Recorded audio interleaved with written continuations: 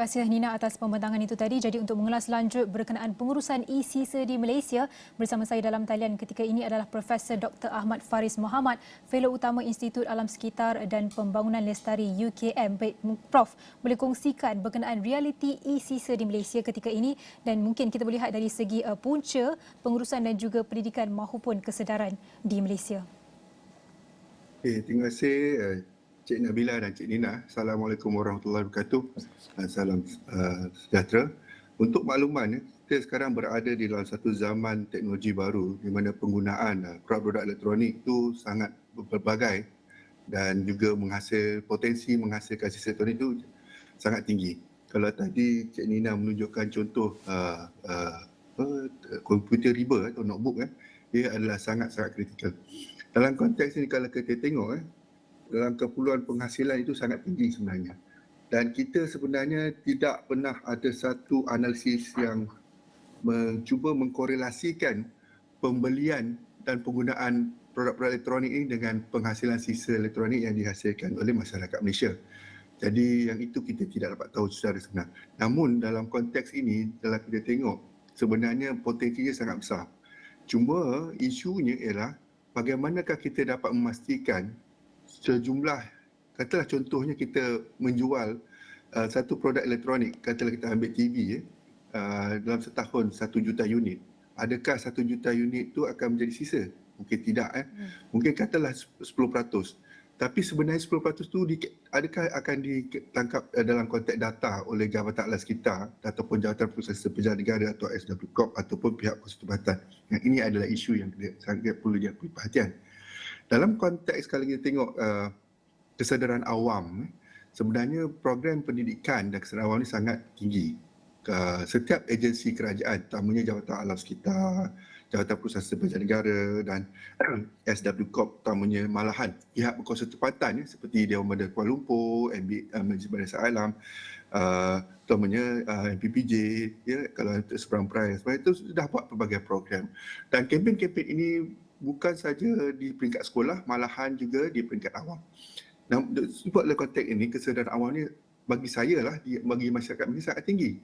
Namun, isu yang utama yang perlu kita perhatikan adalah maklum balas dalam konteks tindakan. Nah, ini agak rendah masih lagi. Itu sebab kalau tengok data pengutipan sisa elektronik dalam konteks daripada masyarakat awam itu masih lagi rendah jika kita bandingkan dengan potensi daripada penggunaan produk itu. Jadi yang ini kita perlu perhatikan dalam konteks yang lebih luas. Dan kalau dalam lambakan itu, yang amat merisaukan saya adalah lambakan produk elektronik yang nilainya sangat rendah dan kadang-kadang harganya tidak masuk akal. Dan ini sudah mula masuk ke pasaran dan kita tak pasti dari segi keselamatannya, dan memang kalau kita tengok pihak SIRIM juga sudah memberi amaran tentang produk-produk yang tidak ada bawah standard SIRIM. Dan ini berluasa penggunaannya di Malaysia. Dan ia juga berpotensi menjadi sisa elektronik di masa depan. Dan produk-produk ini akan berikan satu tekanan dalam konteks kita untuk mengurusnya dengan baik. Dan jumlahnya agak banyak. Kita pun sebab di sini kita perlukan analisis korelasi antara penggunaan dan pembelian itu dengan penghasilan itu perlu ada. Sebab kita nak tengok jumlah yang sebenarnya yang boleh kita ni. Dalam konteks kitaran ekonomi itu memang betul.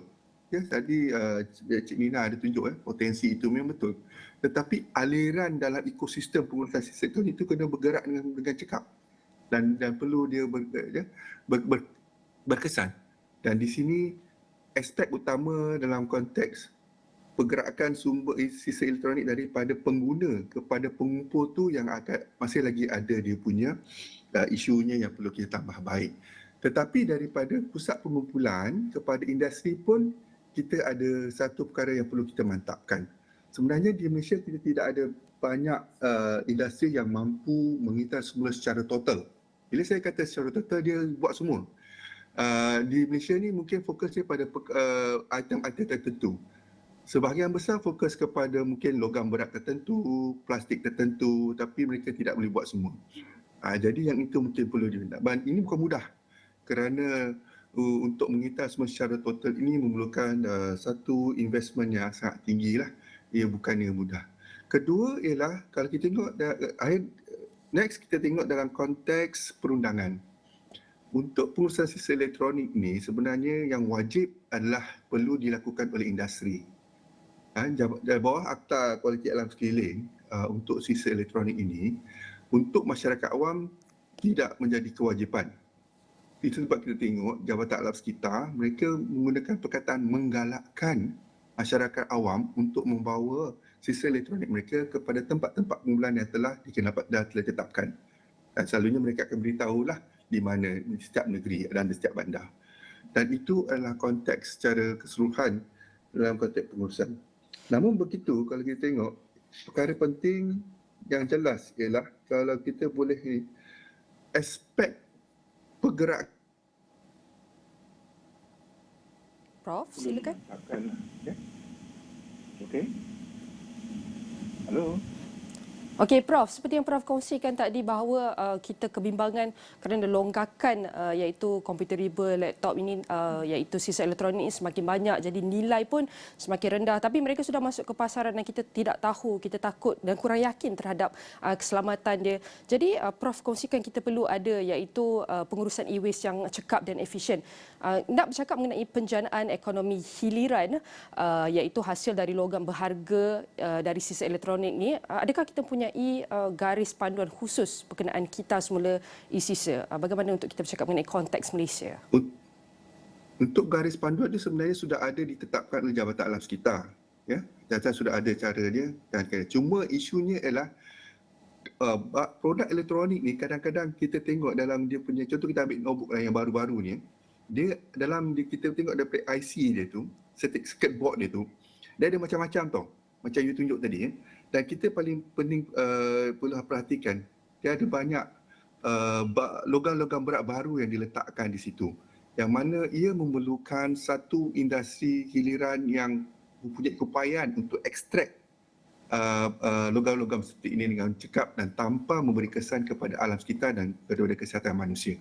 Yang ini sebab tadi Nabila tunjuk, Nina tunjuk data pusat pengumpulan dan tidak ditunjukkan berapa banyak industri kita semula yang punya keupayaan untuk mengitar semula.